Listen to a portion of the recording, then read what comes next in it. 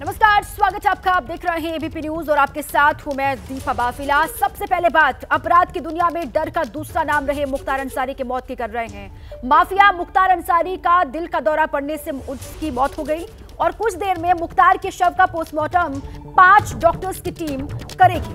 Postmortem के बाद सौंपा जाएगा शव परिजनों को। बेटे उमर अंसारी को शव सौंपा जाएगा, ये जानकारी। और कुछ ही देर में खबर ये आ रही है बांदा से कि 5 डॉक्टर्स का जो पैनल है वो पोस्टमार्टम करेगा।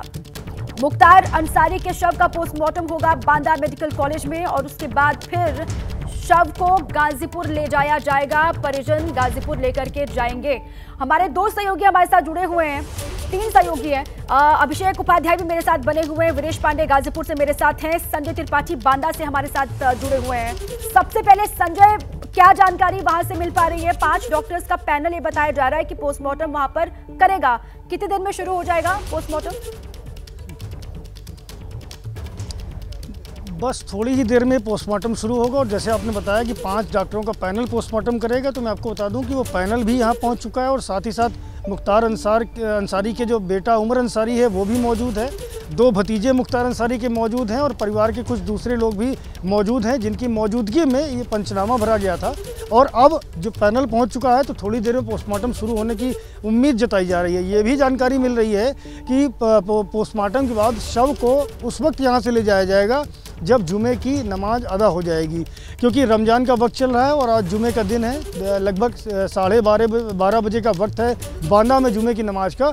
तो यह मान के चलें कि 12:30 से 1 बजे के बीच में यहाँ से शव का पोस्टमार्टम करने के बाद में परिजनों के सुपुर्द किया जाएगा और पुलिस सुरक्षा के साथ में जो ये पूरा काफिला है वो चलेगा। और ये भी जानकारी मिल रही है पुख्ता सूत्रों से कि बुंदेलखंड एक्सप्रेस वे के जरिए शव को गाजीपुर ले जाया जाएगा। मैं आपको थोड़ा सा रूट भी इसका बता दूं कि जो बांदा मेडिकल कॉलेज जहां पर मैं इस वक्त खड़ा हूं, इससे तिंदवारी रोड मोड़ से बुंदेलखंड एक्सप्रेस वे पर ये पूरा काफिला जाएगा, जिसमें एक डिप्टी एसपी की ड्यूटी लगाई गई है। डिप्टी एसपी के साथ ये पूरी फ्लीट चलेगी और चित्रकूट के भरतकूप पर ये बुंदेलखंड एक्सप्रेस वे से काफिला उतरेगा। इसके बाद भरतकूप से करवी, चित्रकूट के मऊ, शंकरगढ़ होते हुए प्रयागराज ये काफिला पहुंचेगा। आपको याद होगा अतीक अहमद का काफिला भी इसी रूट से निकाला गया था। और इसके बाद प्रयागराज से वाराणसी और वाराणसी से पूरा काफिला गाजीपुर पहुंचेगा। और उम्मीद जताई जा रही है कि रात में ये काफिला पहुंच जाएगा। शव बिल्कुल ठीक है संजय, ये पूरा रूट क्या रहेगा? बांदा से कहां से होते हुए गाजीपुर मुख्तार का शव पहुंचेगा, इसके बारे में जानकारी विस्तार से आप दे रहे हैं। लौटूंगी आपके पास। वीरेश का रुख कर लेते हैं गाजीपुर से, वो हमारे साथ बने हुए हैं। वीरेश, वहां पर क्या तैयारी है? आखिरी रस्म को लेकर क्या जानकारी आप देंगे?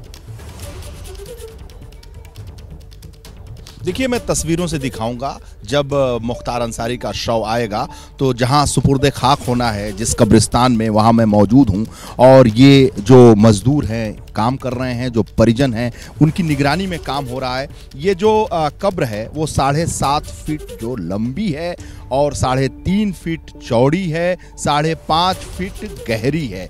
और कहा यह जा रहा है कि जब मुख्तार अंसारी आएंगे तो सारे परिजन यहाँ मौजूद रहेंगे, लेकिन मन्नू अंसारी जो मोहम्मदाबाद के विधायक हैं वो यहाँ पर लगातार मौजूद हैं। जो यहाँ के जो मौलवी हैं, जो मुफ्ती हैं, जो धार्मिक क्रियाकलाप कराते हैं इस्लाम धर्म के लिहाज से, वो सारे धार्मिक लोग यहाँ पर मौजूद हैं। और साथ ही साथ जो आस पड़ोस के पटीदारी जिसे कहते हैं पूर्वांचल में, जो पटीदार हैं यानी सगे संबंधी हैं, वो भी इस प्रांगण में मौजूद हैं। और एक चीज़ दिखाना चाहूँगा, ये मुख्तार अंसारी की जो कब्र है वो उनके वालिद और उनकी अम्मा, उनके कब्र के जस्ट बगल में ये जो कब्र है उनकी माताजी का है, जो कब्र आप देख रही हैं टेलीविज़न स्क्रीन पर। और उसके बगल में ये जो कब्र है वो उनके वालिद जो हैं उनकी कब्र है। और साथ ही साथ मैं ये बताना चाहूँगा कि उपराष्ट्रपति हामिद अंसारी के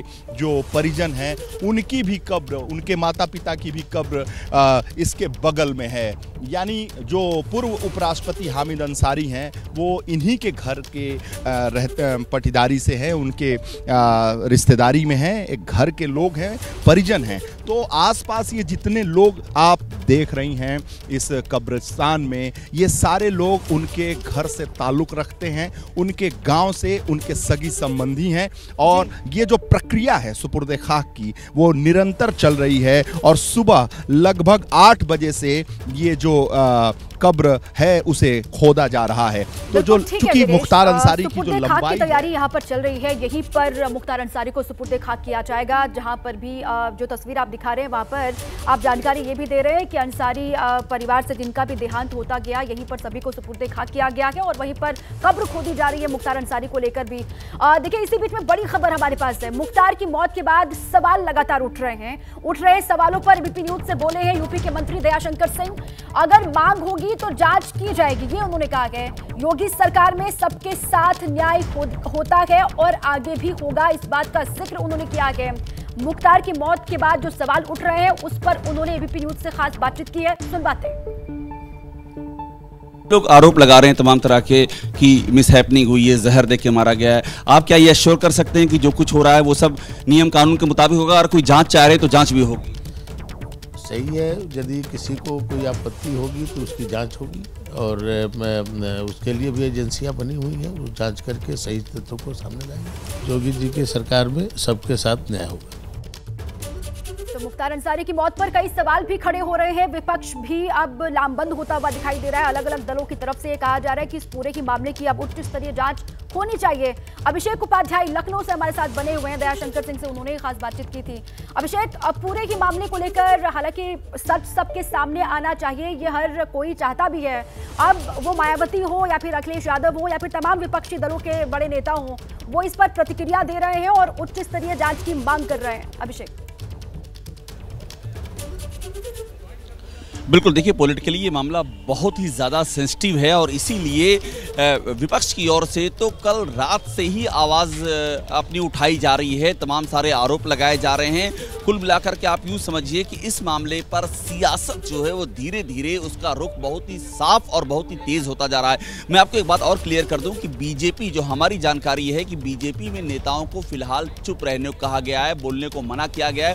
हालांकि दयाशंकर सिंह ने अपनी बात रखी और उन्होंने, वो बीजेपी के पहले मंत्री हैं योगी सरकार के जिन्होंने इस मुद्दे पर कुछ बोला और बीजेपी के पहले नेता हैं यूपी में जिन्होंने अपनी बात रखी है और ये कहा है कि जांच की बात, अगर आपत्ति कोई होगी तो जांच हो जाएगी। ये अपने आप में बड़ा बयान है और इसलिए भी ये बातें महत्वपूर्ण हैं क्योंकि विपक्ष की ओर से लगातार आरोप लगाए जा रहे हैं और उस आरोपों का पहला जवाब, पहली प्रतिक्रिया सामने आई है।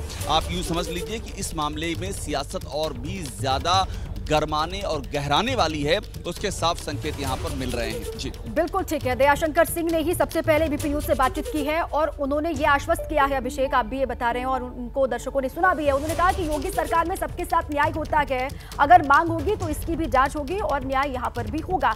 आप सभी रहे हमारे साथ, इस बड़ी खबर पर लगातार हमारी नजर बनी हुई है। एबीपी न्यूज के खास कार्यक्रम शिखर सम्मेलन में माफिया मुख्तार की मौत पर रक्षा मंत्री राजनाथ सिंह ने बड़ा बयान दिया है। जहर देकर मारने के आरोप को सिरे से उन्होंने खारिज किया है और कहा कि जिससे चाहें जांच करवाई जा सकती है। ये बड़ा बयान दिया गया है रक्षा मंत्री राजनाथ सिंह की तरफ से शिखर सम्मेलन के इस खास कार्यक्रम में। उन्होंने कहा है कि जहर देकर मारने के जो आरोप लग रहे हैं वो बेबुनियाद हैं और जिससे चाहें उससे जांच करवाई जा सकती है। यूपी में बहुत ज़्यादा चर्चा है राजनाथ जी, वो मुख्तार अंसारी की है। ये कहा जा रहा है, ये आरोप लगाए जा रहे हैं कि रात को उनको जहर दिया गया। इस पर क्या आप कहना? ये आरोप पूरी तरह से बेबुनियाद, निराधार है। इसकी कोई जांच कराना चाहे जांच करा ले। उनको हार्ट, जहां तक मेरी जानकारी है, हार्ट अटैक हुआ था, उसके बाद उनको तुरंत हॉस्पिटल ले जाया गया। डॉक्टर्स ने उनको बचाने की पूरी अपनी तरफ से कोशिश की जितना हो सकता था और मैक्सिमम असिस्टेंस जो प्रोवाइड की जा सकती है मेडिकल, मुझे बतलाया गया कि वो मेडिकल असिस्टेंस भी उनको प्रोवाइड की गई लेकिन वो नहीं रहे। मुख्तार अंसारी की मौत के बाद कृष्णानंद राय का परिवार ये कह रहा है कि उन्हें न्याय मिला है। उन्होंने आज बाबा विश्वनाथ के भी दर्शन किए हैं, आपको दिखाते हैं। वो तो भगवान बाबा विश्वनाथ पर पूरा भरोसा था आज बाबा के विश्वनाथ की आशीर्वाद से, कृपा से मुझे न्याय मिला है, क्योंकि सीबीआई कोर्ट से भी हम लोग हार गए थे।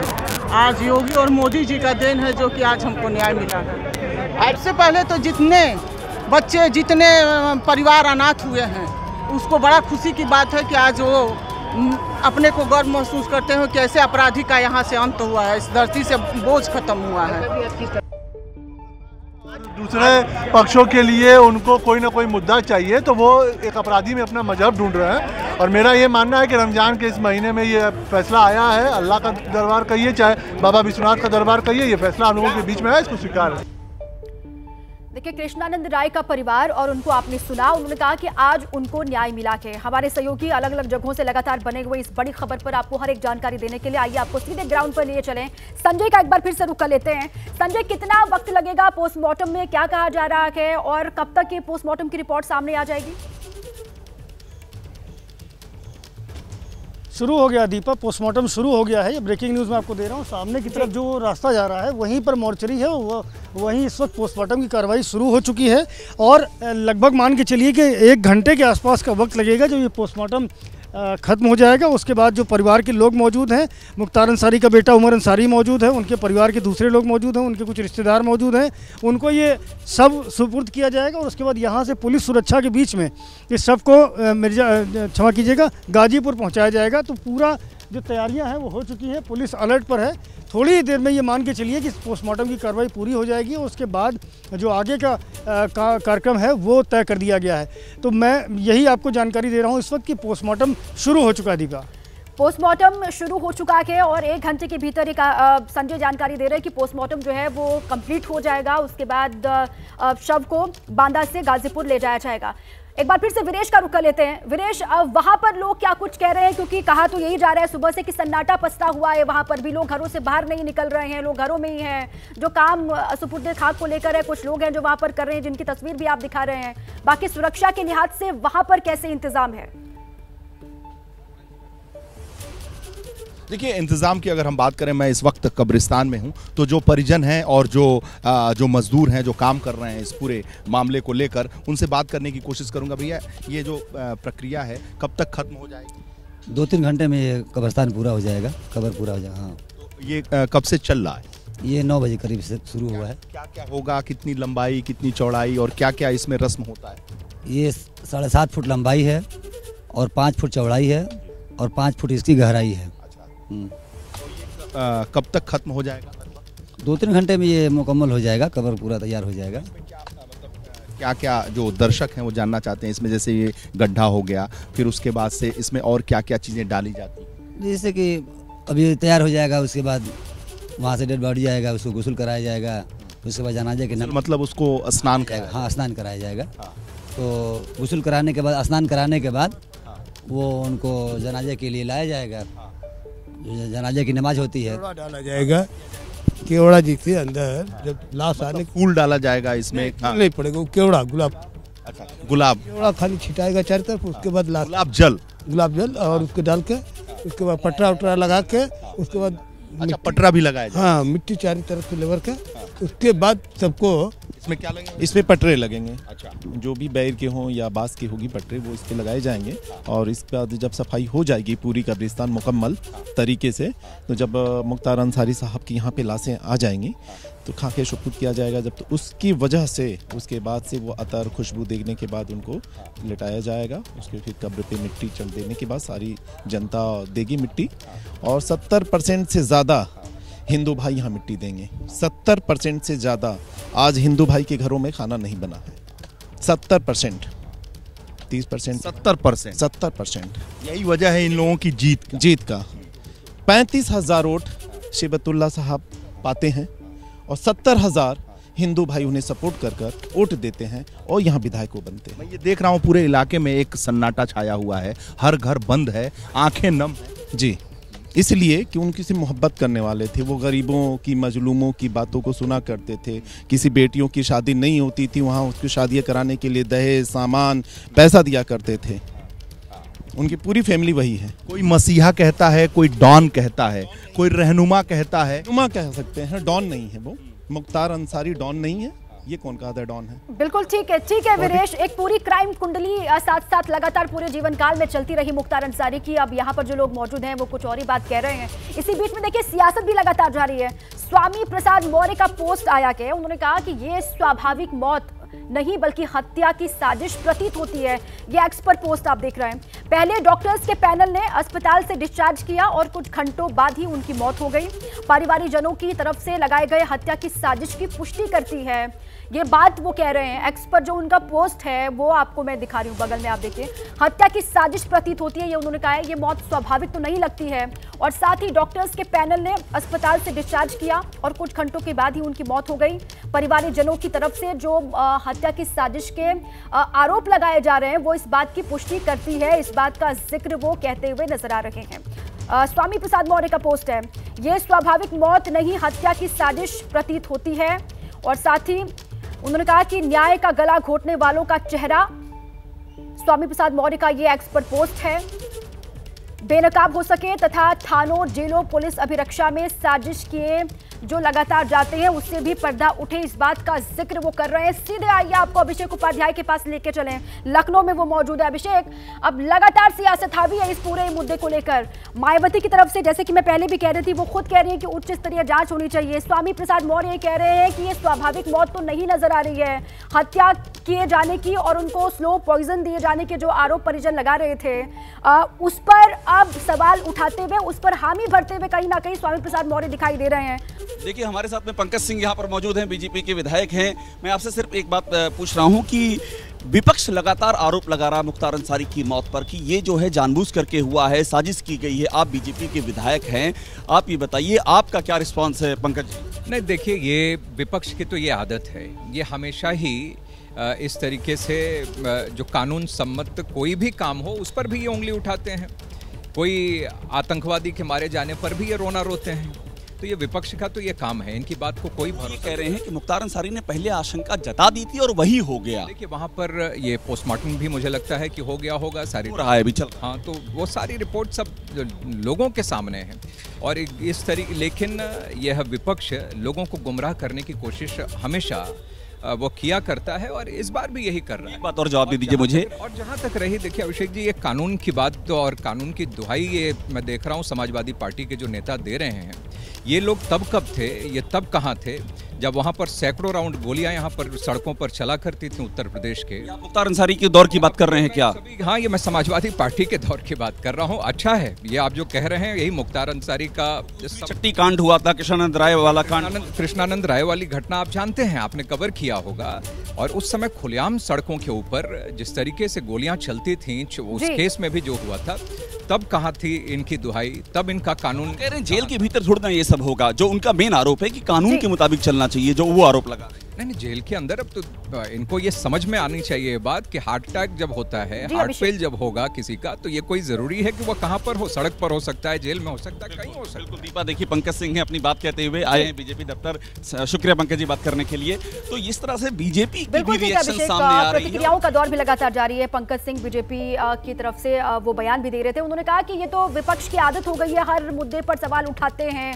अब इस पर जो भी बात होगी, जो सच होगा वो सामने आएगा। बहुत बहुत शुक्रिया अभिषेक आपका भी।